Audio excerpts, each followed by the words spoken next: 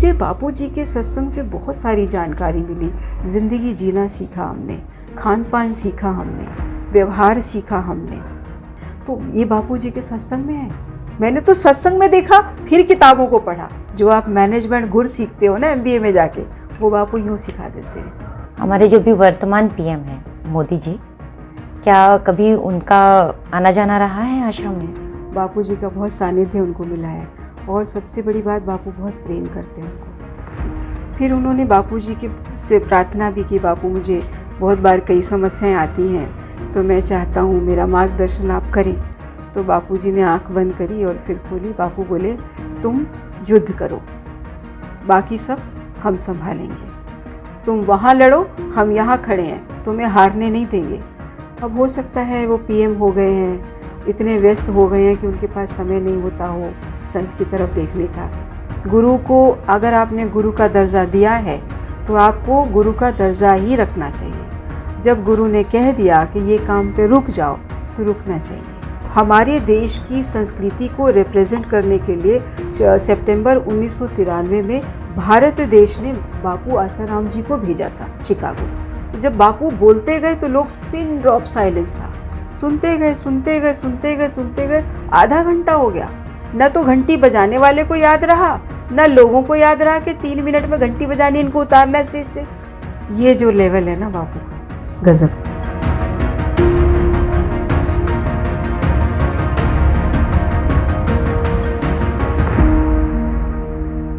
श्रृंखला में आज हमारे साथ हैं श्रीमती नीलम दुबे। नीलम दुबे जी पत्रकार रही हैं और अलग अलग पदों पर अलग अलग चैनल्स पर काम करती रही हैं। इसके अलावा वो आसाराम बापू के PRO भी हैं। नीलम जी, सबसे पहले हमारे दर्शकों को अपने बारे में बताइए। देखिए, एक शरीर के नाते मेरा नाम नीलम है। आपने नीलम जी लगा दिया, इसके लिए आपका धन्यवाद। कुछ लोग तो नीलम ही बोलते हैं। आसाराम बापू जी की PRO भी हैं, तो उनके संपर्क में कैसे आए आप? जब मेरी शादी हो गई 2003 में, तो क्या हुआ कि मैं बहुत उदंडी टाइप की महिला थी, क्योंकि क्राइम रिपोर्टर थी। तो मेरी सास को था कि भाई ये अगर ये ऐसी है, इसका एटीट्यूड ऐसा है, बिहेवियर ऐसा है, किसी से बनाना नहीं, किसी को कुछ समझना नहीं, तो इसको जो बेबी पैदा होगा उसमें भी गुण आ जाएंगे। मेरी सास ने मुझे कहा कि तुम मुझे इनसे मिलवा दोगी। टेलीविज़न में सत्संग सुन रही थी संत आसाराम बापू जी का, तो बोली इनसे मिलवा दोगी। तो मैं तो था कि मैं तो बहुत बड़ी पत्रकार हूँ, किसी से भी मिलवा सकती हूँ। तो मैं उन्हें लेके गई वहाँ, तो इतनी भीड़ कि संत आसाराम बापू बहुत ऊपर व्यासपीठ पे बैठे थे, और नीचे मैदान में लोग इतने सारे ठकाठक लोग भी बैठे हुए थे, पसीने पसीने भी हो रहे थे, लेकिन शांति से बैठे हुए थे। बहुत भीड़ के बाद भी उनको कोई तकलीफ़ नहीं, आराम से बैठे हैं। तो मैंने कहा ये कैसे मिलवाएं, वहाँ तक तो कोई जाने नहीं दे रहा, रस्सियाँ बल्लियाँ सब बंधी थी, वहाँ तक कोई नहीं जाने दे रहा था। जितनी बार मैंने कोशिश की, मैंने बताने की कोशिश की, मैं फला चैनल में हूँ, मैं इस पोस्ट पे हूँ, मैं ये हूँ वो हूँ, नहीं, उनसे कोई मतलब नहीं। आप कुछ भी हो, आप वहाँ पे बैठ जाओ, यहाँ नहीं आना। मेरी सास को था कि किसी तरह यह सत्संग सुन ले, तो उन्होंने कहा कि 3 दिन का सत्संग है, रुक जाते हैं आज रात को, कल ये लोग दीक्षा दे रहे हैं, तो मैं दीक्षा ले लेती हूँ। तो मैंने कहा ठीक है, आप ले लो। दीक्षा की किट मिलती थी, 150 रुपये की एक किट थी, तो वो एक नहीं 2 किट लेकर आई, मुझे नहीं पता था। और फिर मेरा काउंसलिंग शुरू कर दिया कि गुरु के दरबार में आओ तो मंत्र दीक्षा लेनी चाहिए, ऐसा कैसे, मतलब इमोशनल ब्लैकमेल जैसा उन्होंने मुझे शुरू कर दिया बोलना। तो मैंने कहा मैं क्यों दीक्षा लूँ? तो मुझे समझाने लग गई, तू अभी प्रेग्नेंट है, माँ बनने वाली है, तू जाप करेगी, बच्चे पे असर होगा, बच्चे का दिमाग तेज होगा, ये वो। मैंने नहीं सुना उनका। मैंने कहा आप लो दीक्षा, ये आपका टाइम है, बूढ़े लोग माला जपते अच्छे लगते हैं, हम क्यों माला जपेंगे? आपको मैं यहाँ ले आई, आप दीक्षा ले लो, आपको गुरु बनाना बनाओ। तो मैंने कहा मैं नहीं बनाऊंगी, आप चलो। तो बोली कि फिर मुझे इमोशनल ब्लैकमेल शुरू कर दिया। मेरे मन में आया कि चलो यार, बुजुर्ग है, माँ है, तो मैंने कहा ठीक है ले लेती हूँ दीक्षा, लेकिन जपूंगी नहीं। तो बोली कोई नहीं, तू दीक्षा तो ले ले, मेरे नाल बैठ जा। तो दीक्षा के लिए सुबह 5:30-6 बजे मैदान में जाना था, नहा धो करके, और कुछ खा पी के नहीं जाना था। मैं प्रेग्नेंट थी, मुझे हर 1 घंटे बाद भूख लगती थी। तो मैंने कहा मैं इतनी देर भूखी बैठी रहूँगी? तो बोली जब तक रहा जाएगा रह लेना ना, नहीं तो ये जूस फ्रूट वगैरह सब खा लेना, तुमको परमिशन है। तो हम वहाँ गए दीक्षा लेने। तो मैंने उस समय मंत्र दीक्षा ले ली और बापूजी ने वादा लिया था कि आप लोग आज से इस मंत्र की 10 माला जपोगे रोज़, चाहे जब भी जपो, लेकिन 10 माला रोज़ आपको जपनी है। तो मेरे को लगा यार तो वादा ही दे दिया, चलो 10 माला जप लेंगे। तो मैं फिर तब से 10 माला किश्तों में जपती थी, 2 कभी 3 कभी, फिर कभी 2 कभी, ऐसे 24 घंटे में 10 कर लेती थी। 1 को 10 नहीं करती थी। दीक्षा के बाद मैंने देखा मेरे स्वभाव में बदलाव आया, मेरा एटीट्यूड बहुत ज़्यादा बदल गया, मैं चीज़ों को कुछ अलग तरीके से लेने लगी, मेरा बिहेवियर काफ़ी चेंज हो गया। मैं हर चीज़ का आकलन करके आगे बढ़ती थी। तुरंत गुस्सा जैसे मेरी नाक पे चढ़ा होता था, वो गुस्सा भी मेरा शांत हुआ। तो मैंने देखा मेरे बिहेवियर में चेंज आया, मेरा लोगों के मन में मेरे प्रति मान सम्मान अब अलग तरह का होने लगा। जब ये चेंजेस आने लगे तो लोगों को भी थोड़ा सा एक्सेप्टेंस हुआ। पहले मेरे लिए लोगों का एक्सेप्टेंस नहीं था, धीरे धीरे वो एक्सेप्टेंस बढ़ने लगा। तो मुझे लगा यार कुछ तो है बाबा में। तो वो फिर मुझे धीरे धीरे मैं और करीब होती चली गई। उनके सत्संग जाने लगे फिर आप उसके हाँ, बाद? फिर सत्संग हम परिवार के साथ जाते थे, मैं, मेरे हस्बैंड, मेरी सासू माँ, तीनों लोग इकट्ठे जाते थे। बाद में मेरे ससुर जी ने भी दीक्षा ले ली, मेरे हस्बैंड ने भी ले ली, पूरे परिवार ने ले ली। फिर धीरे धीरे आश्रम की ज़िंदगी को समझना शुरू किया। आश्रम में बहुत सुकून मिलने लगा, क्योंकि बहुत भागा दौड़ी आपाधापी की ज़िंदगी से थोड़ा हट के आश्रम में जाके रहो। सत्संग में जाने के बाद मुझे पता चला मधु कि हमने कुछ पढ़ाई की ही नहीं। मैंने बीएससी मेडिकल कर लिया, मैंने एमए इंग्लिश कर लिया, मैंने एमए जर्नलिज्म कर लिया, अब मैं पीएचडी करने जा रही हूँ, लेकिन मुझे लगा मैं तो अनपढ़ हूँ। जब आप सत्संग की दुनिया में बैठे और जब आपने देखा, क्योंकि बापू ने जब वेदों की चर्चा की, वेदों की जानकारी देनी शुरू करी, तो मैंने कहा यार हमें तो कुछ भी नहीं आता। तो मुझे दुख हुआ, मैंने कहा हमारी एजुकेशन पॉलिसी तो बहुत ख़राब है, हम लोग को बताया ही नहीं जाता। आप हम फॉरेनर्स की अगर बात करें, विदेशों की, तो वहाँ पे बाइबल पढ़ाई जाती है।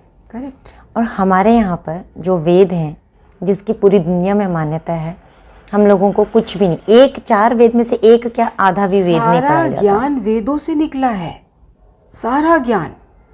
अगर आप बाकी किसी भी किताब को देख लो तो वेदों से निकली है। और चलो वेद नहीं पढ़ते, आप श्रीमद् भगवत गीता का तो चर्चा करो स्कूलों में। श्री कृष्ण भगवान अर्जुन को इतनी बड़ी गीता दे के गए, जिसके ज़रिए उन्होंने युद्ध भी जीता और खुद को भी जीता, और आज तक उस गीता की चर्चा है। उससे बड़ा कोई साहित्य नहीं बना। आप उसकी चर्चा स्कूलों में करते ही नहीं हो। किसी को नहीं पता कि मतलब एक बार तो हम लोग जब पत्रकारिता नई करते थे तो हम माइक लेके ऐसे स्कूलों के पास चले जाते थे। जब स्कूल कॉलेज खुल रहा है, न्यू एडमिशन, तो हम माइक घुमाते थे, वॉक्स पॉप लेते थे, छोटा बाइट। तो वॉक्स पॉप में एक लड़की से पूछा क्या स्कोरिंग थी आपकी 12th में, तो उसने वो क्या स्ट्रीम ली है, बीकॉम फर्स्ट ईयर, अच्छा honours, BCom first year honours कर रही है वो, और क्या परसेंटेज थी 98.9% 12th में। अच्छा ठीक है। गुरु वेद व्यास जी कौन थे? नेवर हर्ड बिफोर, गुरु वेद व्यास जी नहीं सुना। अच्छा, राम जी के कितने भाई थे? राम जी के भाइयों के नाम बताओ। राम, लक्ष्मण, नकुल एंड सहदेव। स्कूल के बच्चों को नहीं बताया जाता, गीता नहीं बताई जाती। सत्संग में जब जाना शुरू किया मधु, कि तुलसी के पत्तों में एक ऐसा रस होता है, वो रस दूध का दुश्मन होता है। तो आप जो दूध की चीज़ों के साथ अगर तुलसी का रस ले लेते हो तो आने वाले समय में भयानक बीमारियां आपको हो सकती हैं। और हम तो बचपन से तुलसी के पत्तों वाली चाय पीते थे। सब पीते हैं। हाँ, सब पीते हैं। तो ये आपको आयुर्वेदा की जानकारी है, लेकिन अधूरी है। आपने ये जान लिया कि तुलसी के पत्तों से खांसी जुकाम ठीक होता है, लेकिन किन हालातों में ठीक होता है वो नहीं जाना। उसका यूज कैसे करना है। तो बापूजी ने बताया कि तुलसी के पत्ते पानी में उबालो, पानी पी लो, या तुलसी के पत्ते खा लो, हल्का गर्म पानी पी लो। तो तुलसी के पत्तों का जो रस है आपके ब्लड में मिक्स होगा और आपको रोग से लड़ने की शक्ति देगा, उसमें रोगों को मारने की शक्ति होती है। फिर बाद में जब मैंने उसको साइंटिफिकली देखा, क्योंकि एक साइंस की स्टूडेंट हूँ तो फिर सीधे सीधे इस पर विश्वास नहीं करूँगी, तो साइंटिफिक रिसर्च करा तो देखा कि तुलसी के पत्तों में यूजिनॉल नाम का एक कंपोनेंट होता है। वो यूजिनॉल नाम का कंपोनेंट बहुत सारी दवाइयों में डलता है। हार्ट की डिसीज़ को ठीक कर रहा है यूजिनॉल, किडनी की बीमारियों को ठीक कर रहा है यूजिनॉल, रेस्पिरेटरी सिस्टम ठीक कर रहा है यूजिनॉल, ब्लड को प्यूरिफाई कर रहा है यूजिनॉल, एक्सक्रेटरी सिस्टम संभाल रहा है यूजिनॉल, लिवर को मजबूत कर रहा है यूजिनॉल। वो यूजिनॉल तुलसी के पत्तों में है। और तुलसी के 5 पत्ते चबा लो और फिर उसको फिर पानी पी लो तो इतना रस आपके ब्लड में आ जाता है कि आपके सारे सिस्टम लगभग ठीक हो जाते हैं। तो ये मैंने सत्संग में सीखा, ये किताबों में कहीं नहीं बताया, स्कूल में नहीं बताया। इवन मैं बॉटनी की स्टूडेंट रही, बॉटनी में मैंने नहीं पढ़ा। मैंने तुलसी का साइंटिफिक नाम जान लिया, तुलसी कितने तरह की होती है ये जान लिया, इसके कितने स्पीसी हैं, कितने जीनस हैं ये जान लिए, लेकिन मुझे ये नहीं समझ में आया तुलसी का हमारे लिए यूज़ क्या है और हम तुलसी के फ़ायदे कैसे ले सकते हैं और उससे नुकसान भी हो सकते हैं तो कैसे बचें। बहुत से लोगों को ये नहीं पता है कि अगर आप दूध पी लेते हो तो उसके साथ आपको कुछ पर्टिकुलर चीज़ें नहीं लेनी है, वो पर्टिकुलर चीज़ें आप ले लेते हो तो आपको बीमारी होती है। बहुत से लोगों को ये नहीं पता कि दही के साथ हरी मिर्च नहीं खानी चाहिए, ये आयुर्वेदा में नुकसान है। दही में आप काली मिर्च डाल के खा सकते हो, हरी मिर्च मत डालो। तो अच्छा, दूध के साथ आप दाल नहीं ले सकते, नमक नहीं ले सकते, लेकिन दूध में लोग नमक वगैरह सब लेते हैं, वाइट सॉस बनाते हैं, दूध में बनती है, उसमें नमक भी डालते हैं और फिर बाद में कैंसर के पेशेंट होते हैं। तो ये चीज़ें मैंने सत्संग में सीखी, बापूजी से सीखी।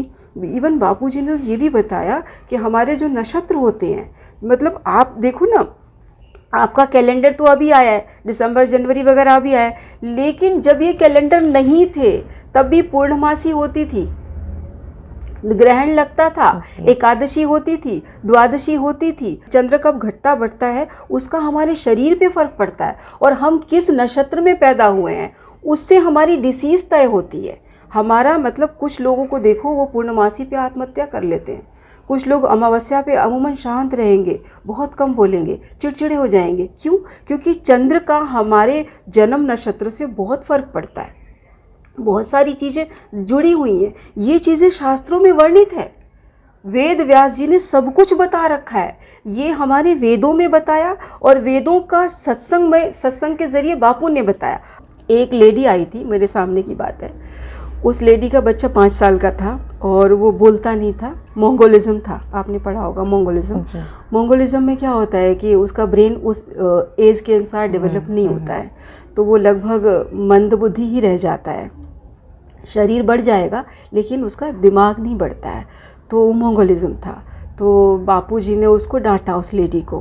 बापू बोले कितनी बार सत्संग में समझाता हूँ कि पूर्णमासी पे, अमावस्या पे, एकादशी पे और एक और दिन बताया था बापू ने, मंगलवारी चौथ हो, बुधवारी अष्टमी हो और एक और दिन रविवारी सप्तमी हो, इन दिनों में पति पत्नी को दूर दूर रहना चाहिए, नहीं तो बच्चा आपका अपाहिज किसी न किसी रूप में होगा ही। बताओ कितना कुछ बताया, मतलब ये पर्टिकुलर डेट्स बता रखी हैं, इन डेट्स पे आप मेटिंग नहीं करो। अगर आप मेट करते हो तो बच्चे में किसी न किसी तरह से बीमारी होगी। अब उसका कैलकुलेशन मुझे लगा यार ये मैच कैसे करता है, ये बहुत। फिर उसके बाद मैंने बहुत दिनों बाद एक आयुर्वेदाचार्य मिले, उनसे मैंने चर्चा की, बोले ये बिल्कुल सही है, हमारे शरीर में जो नाड़ियाँ होती हैं वो फिक्स हैं, कुछ पर्टिकुलर संख्या है नाड़ी की और उसमें कुछ एक नाड़ियाँ होती हैं वो सूर्य की रोशनी से ही उनका वो गतिविधि चलती है। अच्छा। तो बोला जब वो वहाँ होता है, ये नाड़ी का सुप्तावस्था चल रहा होता है और इस सुप्तावस्था में आपने वो गतिविधि कर दी तो ये नाड़ी अपना रोल उसमें प्ले नहीं करती, तो बच्चे में कुछ ना कुछ कम रह जाता है। बोला ये हमारे आयुर्वेदा में लिखा है। उन्होंने बताया कि अगर आप वेद व्यास जी की वो लेकर आओ सारे ग्रंथ, उस ग्रंथ में उन्होंने पेज नंबर तक बताया, बोले ये पेज नंबर में ये छंद में ये लिखा हुआ है। तो बापूजी जितना सत्संग देते हैं सब वेदों का सारांश देते हैं। एक दिन एक लड़का आया था, बापू ऐसे वेद उस बैठे थे और एक लड़के ने 3-4 फोटोज़ दिखाई, बापूजी मेरे रिश्ते की बात चल रही है, ये इनमें से कौन सी लड़की ठीक रहेगी। तो बापू बोले तुझे कौन सी लड़की ठीक लग रही है, तो उसने एक लड़की चूज़ करी, बोला ये वाली। फिर बापू बोले कि अभी रुक जा, तेरा शादी का समय भी नहीं चल रहा है और अभी तू मत करना। तो बोला कि नहीं बापूजी, ये लड़की से कर लूँ, ये लड़की भी अच्छी है, मेरे पड़ोस में रहती है। बापू बोले कि मैं तो कहता हूँ मत कर, अभी रुक जा, शादी का टाइम आएगा तो हम करा देंगे। तो बोला कि बापूजी ने पता नहीं क्यों बोला, उसने कर ली। 2-3 साल बाद मुझे मिला, उसकी गोदी में एक बच्ची थी। मैंने कहा भाई आप अकेले आए? तो बोला मेरी वाइफ ने इस बच्ची को जन्म दिया और फिर उसकी डेथ हो गई, बच्ची को जन्म देते ही। मैंने कहा आपको बापू ने रोका था ना? बोला हाँ, मुझे तब समझ में नहीं आया, लेकिन मेरी माँ बीमार थी, माँ को जल्दी थी, माँ बोली कि मेरी जीते जी तो शादी कर ले, जीते जी। तो मैंने कर ली, उस समय वही ऑप्शन अवेलेबल था और मैंने कर ली। मैंने कहा अब इस बच्ची को कौन पाल रहा है? बोला अभी तो मैं ही पाल रहा हूँ, देख रहा हूँ अगर दूसरी शादी हुई तो गुरु गुरु होते हैं। गुरु को अगर आपने गुरु का दर्जा दिया है तो आपको गुरु का दर्जा ही रखना चाहिए। जब गुरु ने कह दिया कि ये काम पे रुक जाओ तो रुकना चाहिए, नहीं रुके तो फिर खामियाजा देखो कैसे कैसे भुगतना पड़ता है। बहुत लोगों को बहुत बार बोला। एक बार वाजपेयी जी बापूजी के पास आए थे, तो बापूजी व्यासपीठ पे बैठे थे, वो नीचे बैठे थे। तो बापू बोले अरे आप नीचे मत बैठिए, इतने बड़े राजा हैं आप इधर बैठिए। तो बापू व्यासपीठ पे बैठे थे, तो बापूजी ने उनको सीट दी। तो बापूजी के पास ही वो नीचे स्टेज पे बैठ गए, लेकिन हमसे ऊपर बैठे। तो वहाँ उन्होंने बापूजी के विषय में अपनी जानकारी रखी। फिर उन्होंने बापूजी के से प्रार्थना भी की, बापू मुझे बहुत बार कई समस्याएं आती हैं, तो मैं चाहता हूँ मेरा मार्गदर्शन आप करें। बापूजी ने सहमति दी। फिर कई बार बापूजी को वो फ़ोन किया करते थे, बापूजी बहुत अच्छा उनको डायरेक्शन देते थे। जब करगिल का टाइम आया तो उन्होंने बापूजी को फ़ोन किया, क्योंकि वो एक ऐसे व्यक्ति नहीं है कि वो युद्ध करने के लिए तैयार हो जाते, मतलब वो शांति प्रिय व्यक्ति थे। उन्होंने बापूजी को सिनारियो बताया कि बापूजी ऐसे ऐसे हमारी ज़मीन पाकिस्तानियों के कब्ज़े में चली गई है और हालात जो है हमें, बाकी दूसरे देश हमें सपोर्ट नहीं कर रहे, हालात युद्ध के लग रहे हैं और हम युद्ध के लिए तैयार नहीं हैं, क्योंकि युद्ध का सारा सामग्री हमारे पास है नहीं। तो बापूजी क्या करना चाहिए? तो बापूजी ने आंख बंद करी और फिर खोली। बापू बोले तुम युद्ध करो, बाकी सब हम संभालेंगे। तो बोले कि लेकिन हमारे पास तो कुछ है नहीं, हम युद्ध करेंगे कैसे? उसके लिए रिसोर्सेज चाहिए। तो बापू बोले तुम मन बनाओ, युद्ध के लिए मैदान में उतरो, रिसोर्सेज अपने आप आ जाएंगे। बापूजी ने बोला। और उसके बाद देखो कैसे इज़राइल जैसा देश आ गया। और बापूजी ने उनको ये कहा कि अपनी एक एक इंच ज़मीन वापस लेनी है, छोड़नी नहीं है। तुम वहाँ लड़ो, हम यहाँ खड़े हैं, तुम्हें हारने नहीं देंगे। और बापूजी ने सारे आश्रमों में ओम का गुंजन शुरू करवा दिया। घंटों बापू ओम का गुंजन करवाते थे और वहाँ युद्ध होता था, यहाँ ओम का गुंजन होता था। ऐसा युद्ध हुआ, उससे अच्छा कोई युद्ध नहीं जीता गया। आज भी विजय दिवस मन रहा है। तो वो एक एक चीज़ पूछते थे बापूजी से। आपने बताया अटल बिहारी वाजपेयी जी आसाराम बापूजी से सलाह मशवरा करते थे, आना जाना, और भी बहुत सारे नेता सांसद आते थे। हमारे जो भी वर्तमान पीएम हैं मोदी जी, क्या कभी उनका आना जाना रहा है आश्रम में? कभी मोदी जी मिले तो उनसे पूछना। मैं तो उनसे नहीं मिल पाऊंगी, मुझे नहीं लगता। नहीं, मन की बात में पूछ लो ना। पूछो कि आप आसाराम बापूजी को जानते हो, कभी देखा है, कभी मिले हैं? देखिए ज़रा क्या जवाब देते हैं। वैसे मेरे पास बहुत सारे ऐसे विजुअल हैं हमारे आश्रम में, हमारे स्टूडियो में, हमारी मैगज़ीन में भी छपा है। वो कई बार सत्संग में आए हैं, बापूजी के सत्संग में आया करते थे, बापूजी से आशीर्वाद लिया करते थे।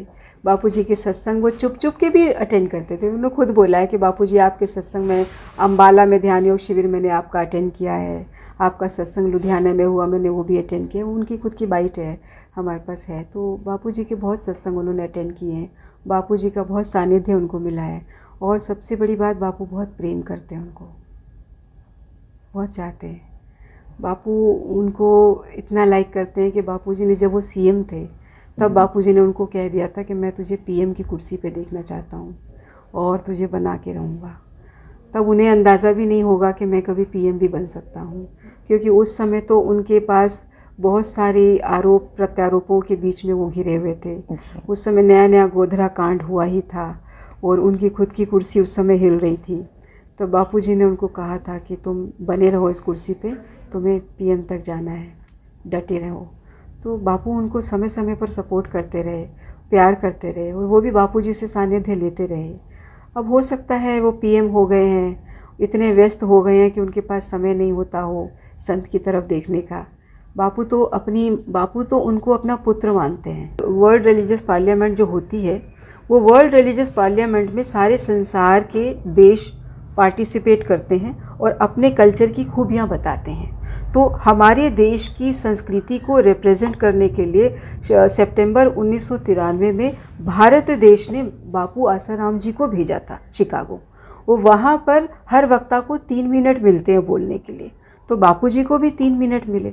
3 मिनट में आपको अपनी संस्कृति के बारे में पूरी चर्चा देनी है।